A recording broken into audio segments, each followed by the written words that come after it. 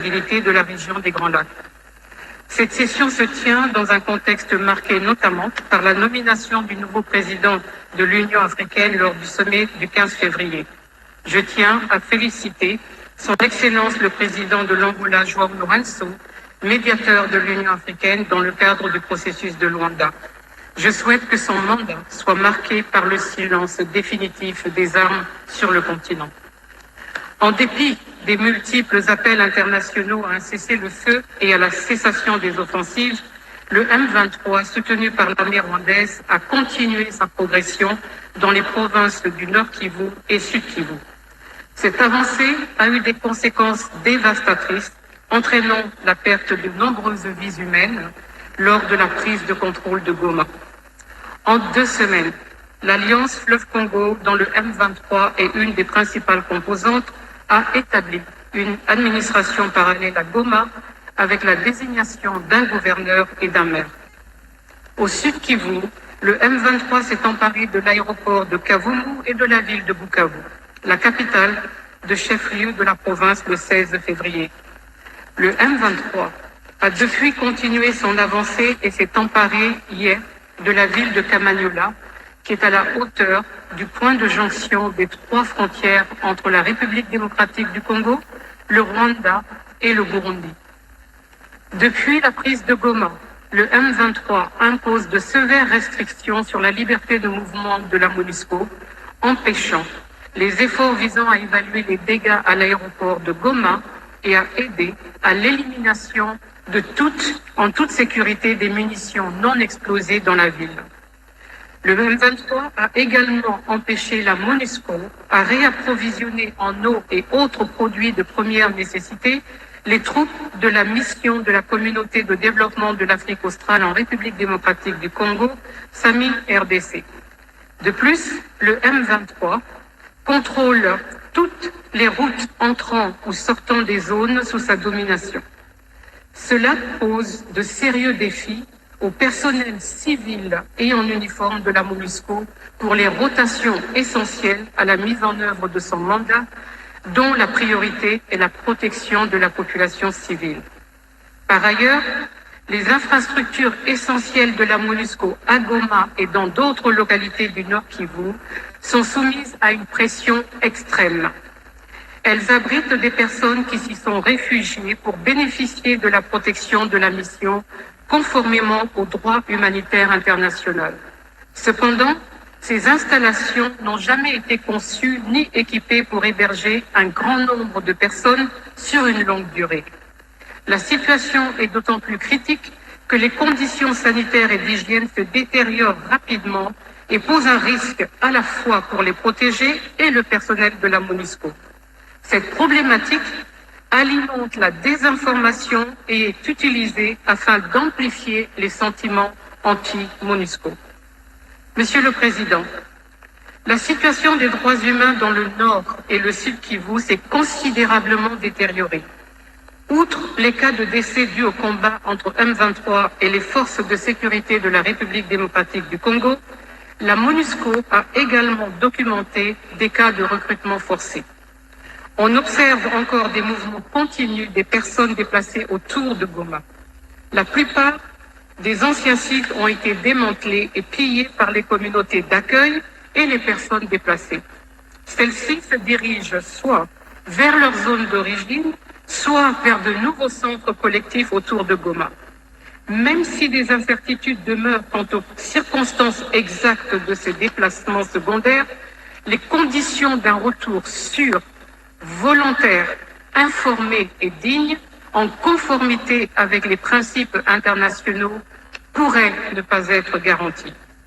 De plus, nous avons enregistré de multiples perquisitions d'hôpitaux et de maisons par le M23 à la recherche de soldats et de civils perçus comme opposés au groupe. Le Bureau conjoint des Nations Unies aux droits de l'homme reçoit quotidiennement des demandes de protection individuelle émanant de divers acteurs sociaux, y compris des défenseurs des droits humains. Ces derniers se trouvent souvent confrontés à des menaces de la communauté d'Afrique de l'Est, ISI, et de la communauté de développement de l'Afrique australe, SADC, sur la situation dans l'Est de la République démocratique du Congo qui s'est tenu le 8 février en Tanzanie. Ce sommet a réaffirmé l'appel à la cessation des hostilités et à un cessez-le-feu immédiat.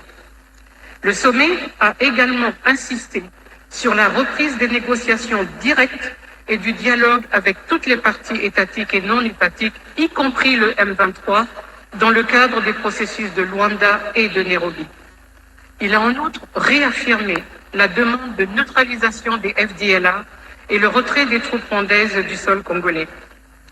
Il est impératif que les dispositions du communiqué du sommet ISI-SADC relatives au rétablissement des services publics essentiels, la réouverture immédiate de l'aéroport de Goma et des principales voies de ravitaillement, y compris sur le lac Kivu, soient mises en œuvre sans délai afin de soulager la souffrance de la population.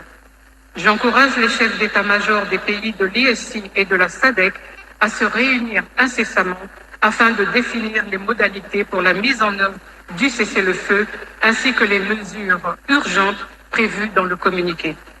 Outre la réouverture de l'aéroport de Goma, demandée par le sommet, celle de l'aéroport de Kavumu serait également essentielle.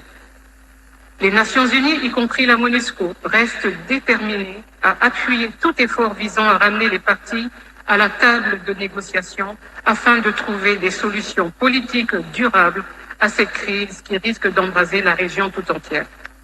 À cet égard, il est important de rappeler les progrès significatifs réalisés au cours des derniers mois dans le cadre du processus de Luanda. Il est crucial, comme le souligne le communiqué de la réunion du Conseil Paix et Sécurité de l'Union africaine qui s'est tenue à Addis Abeba le 14 février dernier, que ces acquis ne soient pas perdus. Monsieur le Président, il est impératif que le Conseil agisse de manière urgente et décisive pour éviter une guerre régionale de plus grande ampleur. J'appelle le Conseil à demander des comptes aux auteurs de violations des droits humains et atteinte à ces droits en République démocratique du Congo.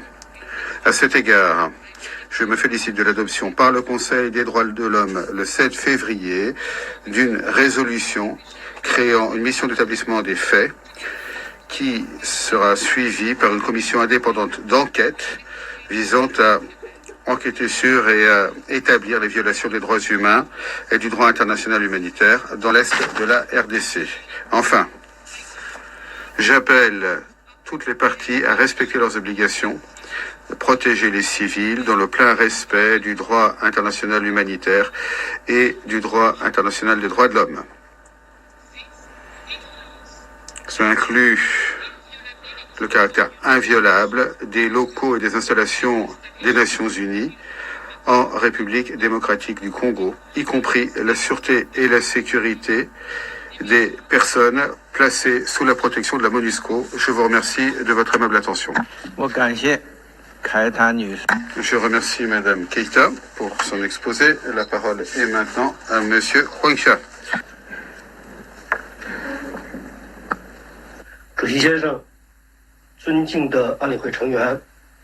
Monsieur le Président, Mesdames et Messieurs les membres du Conseil, je vous remercie de m'avoir invité.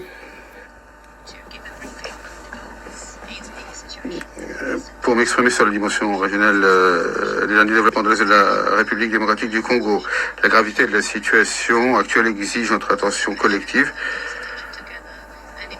et une unité d'action immédiate pour y remédier.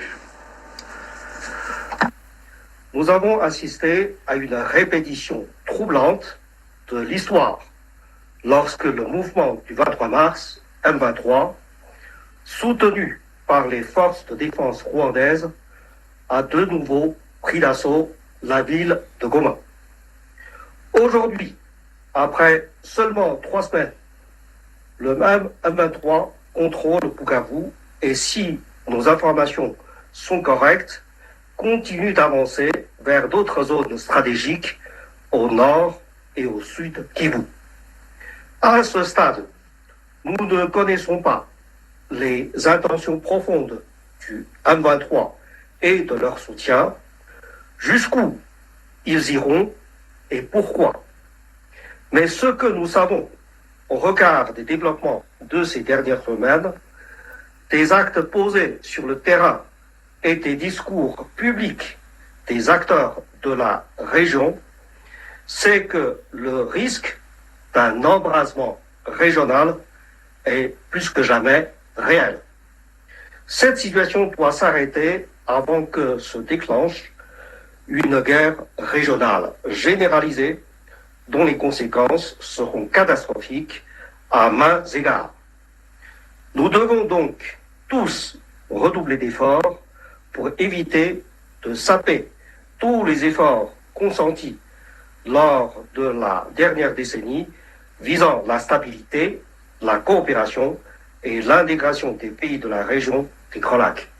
Monsieur le Président, distingués membres du Conseil, je salue les pays et les organisations de la région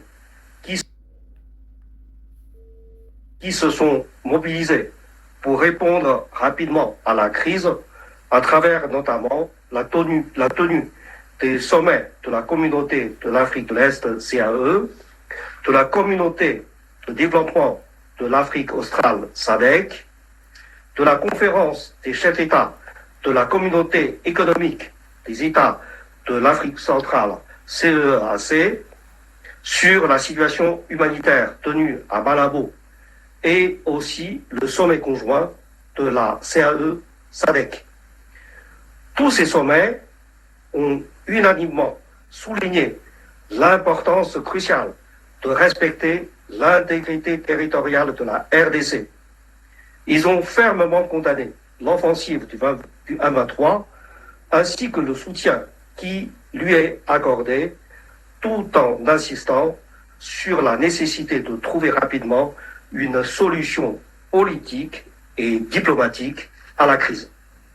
À cet égard, le sommet conjoint CAE-SADC marque une étape clé dans l'émergence d'une approche régionale enfin coordonnée, concertée et unifiée, posant les prémices d'une résolution consensuelle de la crise dans l'est de la RDC. Le sommet conjoint a mis l'accent sur la nécessité d'une solution politique en appelant à la reprise des négociations directes et du dialogue avec toutes les parties prenantes. Il a également appelé à la fusion des processus de Nairobi et de Luanda en vue de renforcer la coordination et la complémentarité et à la création d'un mécanisme de coordination au niveau des secrétariats.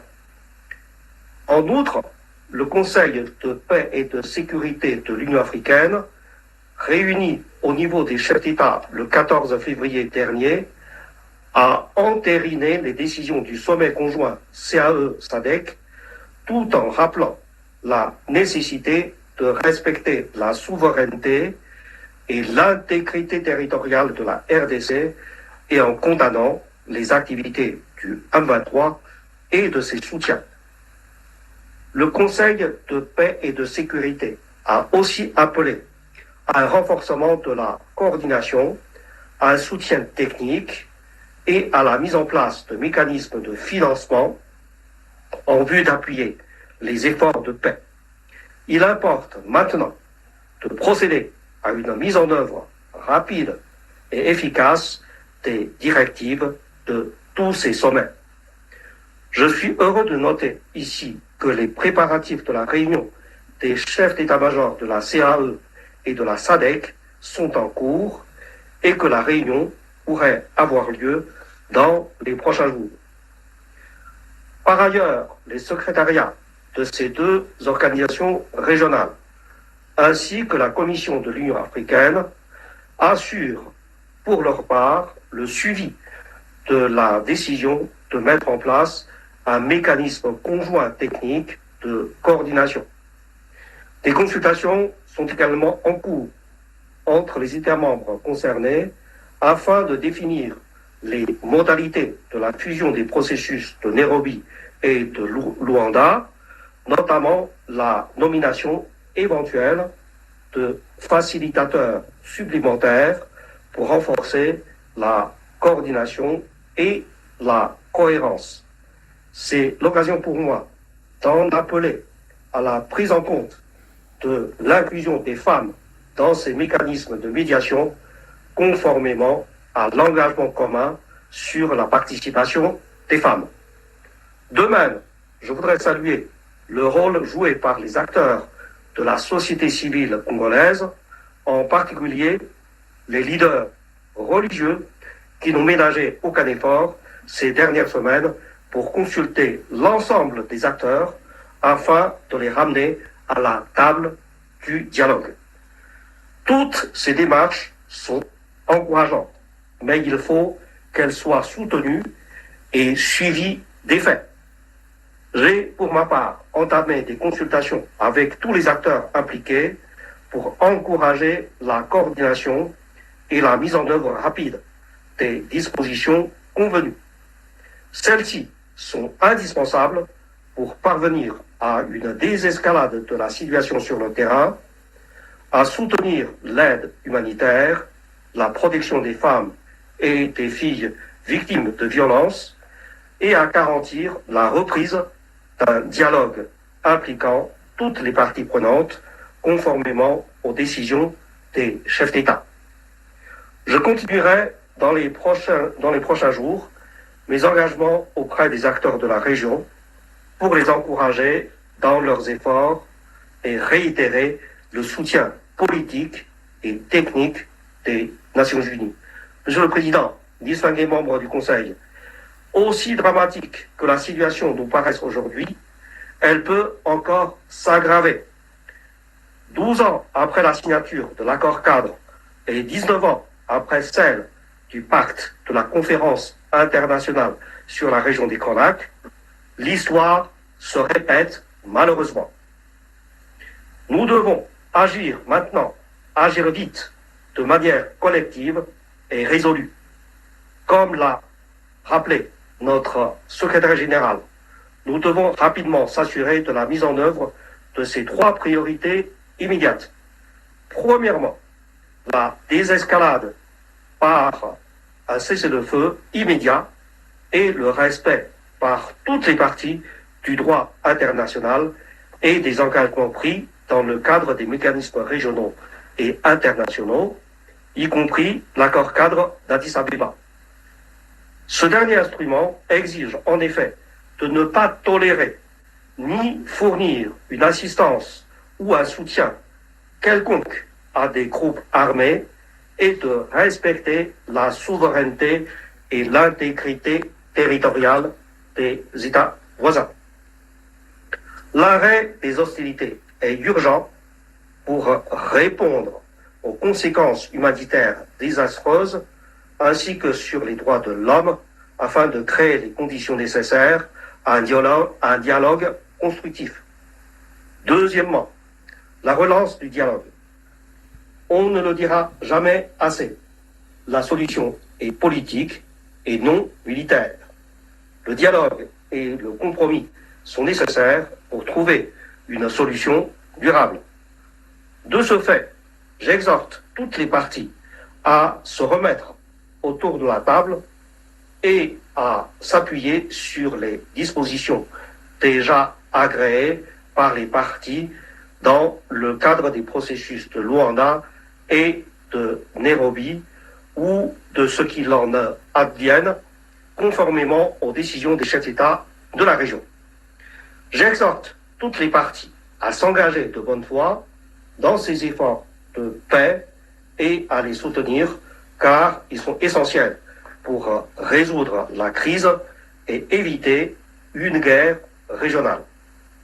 Travaillons ensemble pour rétablir le cessez-le-feu, restaurer l'autorité territoriale de la RDC, traiter définitivement la question des FDLR et celle du M23 en vue de garantir les préoccupations sécuritaires de toutes les parties. Je ne crois pas que ces points soient irréconciliables et il est temps aujourd'hui de s'asseoir à nouveau à la table des négociations et de discuter franchement des causes profondes de ce conflit.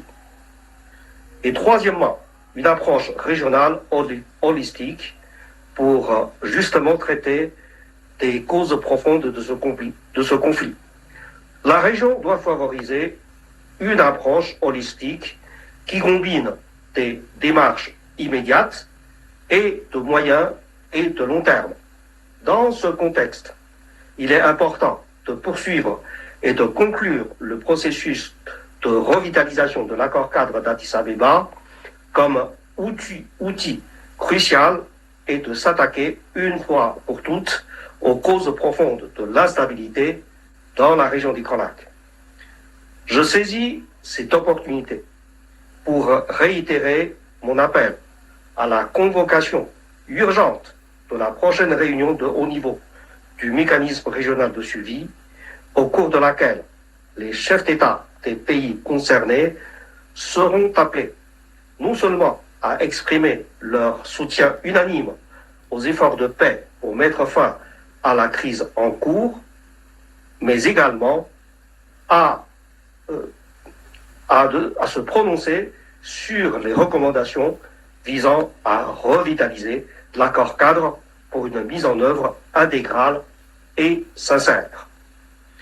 Je voudrais conclure, Monsieur le Président, avec un appel direct aux membres de ce Conseil qui doit aussi user de tout son poids pour tenter de mettre fin à la crise. Une action robuste et unifiée de ce Conseil est en effet essentielle pour éviter un point de non-retour et pour convaincre les parties de reprendre le chemin du dialogue pour rétablir la paix et la sécurité dans la région des Grands Lacs. Je vous remercie. Je remercie M. Echa de son intervention. Je donne maintenant la parole aux membres du Conseil qui souhaitent intervenir. Je donne la parole au représentant de la France. Monsieur le Président, je remercie la représentante spéciale du secrétaire général ainsi que l'envoyé spécial pour les Grands Lacs pour leur présentation. Je salue la présence de la ministre des Affaires étrangères de la République démocratique du Congo. Le Conseil de sécurité se réunit une nouvelle fois en raison de la détérioration continue de la situation dans l'Est de la République démocratique du Congo. Après Goma, il y a 3 semaines, le M23 a pris l'aéroport de Kavumu et Bukavu samedi dernier et il continue son offensive dans le sud Kivu. Le risque de guerre régionale augmente chaque jour. La France condamne l'offensive du M23 permise par le soutien actif du Rwanda. Les combats en cours aggravent une situation humanitaire dramatique marquée par le déplacement forcé d'1 million de personnes. Ces combats s'accompagnent d'attaques contre les populations, en particulier de violences sexuelles et de violences contre les enfants. Les Nations Unies ont recensé 2900 morts lors de la première semaine de l'offensive. Le Haut-Commissariat aux droits de l'homme a confirmé hier des cas d'exécution sommaire d'enfants par le M23 à Bukavu. Celui-ci doit donc cesser immédiatement son offensive et se retirer des territoires dont il a pris le contrôle. Le soutien aux groupes armés par toutes les parties doit cesser. Les forces rwandaises de défense doivent se retirer sans délai du territoire de la République démocratique du Congo. La France condamne aussi les attaques du M23 contre la MONUSCO, les entraves à l'exercice de son mandat et les actions